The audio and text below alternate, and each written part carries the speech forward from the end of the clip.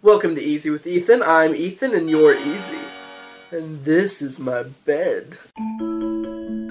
This week I'm going to tell you a story! But not just any story, a pop culture story. So Sharon Osbourne, everyone know who she is? You know, from The Talk. So apparently she became startled around 5 in the morning when she heard the sound that sounded like metal had been falling and hitting the tile, but she thought it was probably just her housekeeper who was dropping the keys on the floor. Frickin' housekeepers, man. So then, at this point, she starts feeling some stinging in her eyes and her throat, and she starts getting kind of nervous, and she hears her dogs barking. You all remember her dogs, I'm sure. And she goes downstairs to check on to see what the matter was. She threw up the hatches and opened the fatches. How the frick does that go? And she goes downstairs and finds that her living room is on fire with a glass candle that is exploding. That's not funny. There was spilt wax all down the side of a table and setting books alight. I'm not making this up. This is what it says.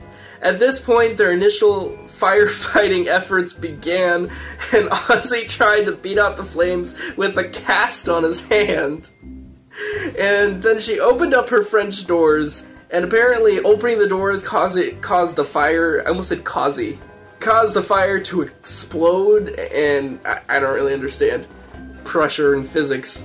She illustrated with her words and her hands that it whooshed up in the air. It's a technical term. Ozzy apparently lost some of his hair and his eyebrows.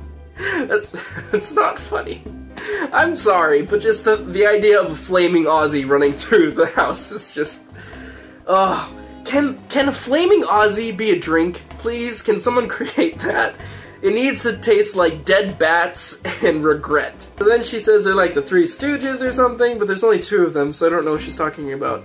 And she did everything they weren't supposed to do, but then once the firemen came, they were really hot, and apparently she got it on with them. That's what it says. It says she was in her dressing gown, and she had to be resuscitated, but not really. She's joking.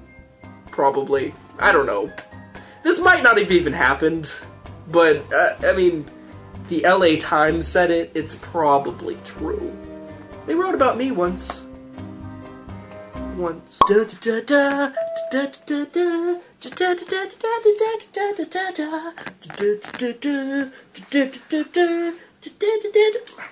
It's not dramatic anymore. No. I'm a